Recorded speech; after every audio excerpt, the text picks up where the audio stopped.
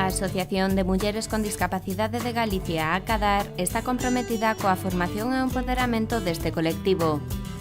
Para iso, ofrece servizos, cursos e actividades dirixidos a cubrir as súas carencias e potenciar as súas capacidades.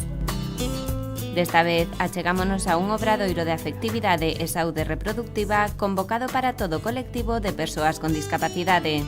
Nace un pouco de aí da necesidade observada de que é necesario reconstruir as ideas que se teñen sobre sexualidade para que as persoas con discapacidade, neste caso, conozcan cales son os seus dereitos, que é o que teñen, o que poden acceder e que tipo de información durante moitísimo tempo estuvo aí desactivada, non? E hai que, realimentar e volver a alimentar.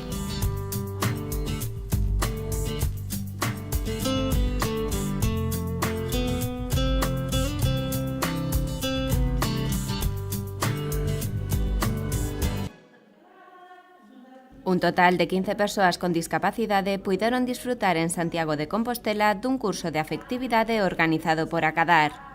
Con el preténdese eliminar as crenzas e mitos no referido á sexualidade no colectivo de persoas con discapacidade, intentando trasladar un estilo de vida que contemple a educación para a sexualidade e a afectividade integral. Desde ACADAR se traslada en todo momento a necesidade de ven, escoita, aprende e despois podes trasladar unha visión completamente diferente, non? Pero, bueno, é lógico tamén de que se a nivel social se ten unha idea moi negativa de discapacidade, desa perspectiva da incapacidade, non? E de o que non podes facer a túa discapacidade, pois que neste caso a sexualidade sempre queda abandonada, non? Como un tema que non se trata, e despois, que está moi vinculada a mogollón de medos, non?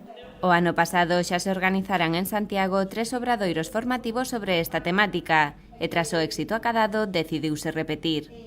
Desta vez ampliouse o número de sesións e aumentaron as cidades nas que serán impartidas, todo no marco do programa de promoción da saúde da Federación de Kogami en Coruña. Este ano tuvamos a oportunidade de poder colaborar coa Federación Kogami Coruña, entón este ano financiouse a través da Deputación da Coruña, non? Entón temos a sorte non só de facelo en Compostela como o ano pasado, senón de levarnos a outras cidades da Coruña, non? De feito xa se fixeron en Ferrol, na propia cidade da Coruña, aí está aquí en Compostela, ainda nos quedan 2 máis en Ribeira, máis en Arzúa, un pouco abordando máis o rural.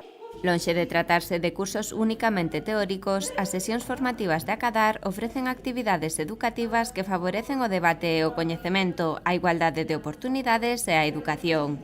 Estamos sempre tamén moi habituados a esa charla expositiva, magistral de persoa ali diante, elas e eles sentados, escoitamos e marchamos. Neste caso non, levamos a cabo metodoloxía didáctica do espazo de educación superior, entón, en todo momento planteanse diferentes, como vedes, materiais para suscitar o coñecemento que elas teñen, para despois poder desfialo.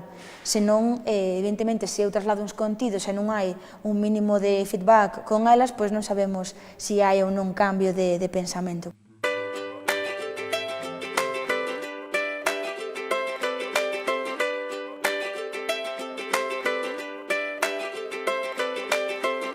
Sempre de participativa, créanse debates, usamos casi sempre diferentes materiais, audiovisuais, imaxes como vedes, ou vídeos, sacados casi sempre tamén, tentando de que sean da propia televisión, do que eles ven pola tele, para que lles sone tamén moito máis e resulte moito menos complexo unir os contidos máis teóricos que nos trasladamos coa súa propia experiencia, para que non saian elas daqui logo pensando fun un curso, normalmente non saben, resulta difícil describir a onde fun, que fun facer, porque non é habitual, un pouco a dinámica que se plantea.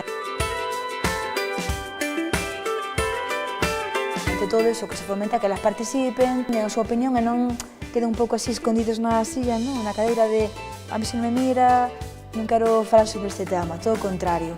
Que hai un bo clima de confianza, entón comentan o que saben e demais.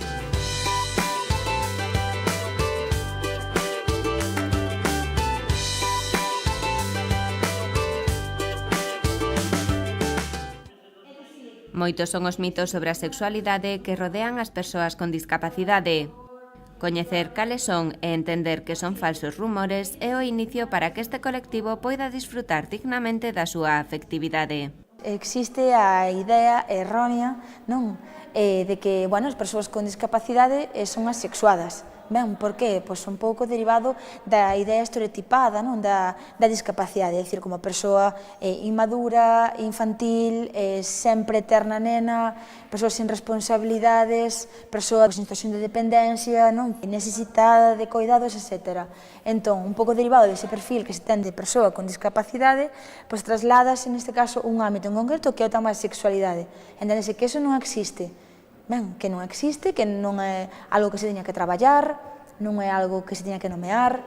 Estes falsos prexuizos poden provocar situacións adversas que serían evitables se as persoas con discapacidade tivesen unha educación axeitada no que a sexualidade se refire. As consecuencias diso son pois a falta de educación sexual, non? Que neste caso pois, é un dereito asociado, derívase en outra forma de violencia, pois, como son os abortos forzados, a esterilización forzada, ben, a violencia sexual, que é unha das, a violencia por excelencia dentro da discapacidade, non é dicir que se eu como muller con discapacidade non aprendo unha serie de contidos respecto ao meu propio corpo, lóxico que posteriormente na miña idade infantil ou adulta sea obxecto, neste caso, de dominio de outra persoa.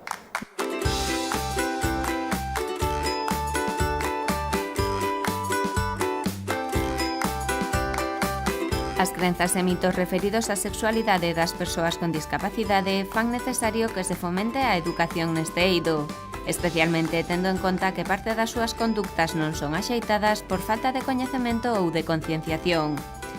Esta carencia é a que pretende suplir a Asociación ACADAR a través dos seus obradoiros formativos, permitindo que as persoas con discapacidade coñezan os seus dereitos e poidan disfrutar dignamente da súa afectividade.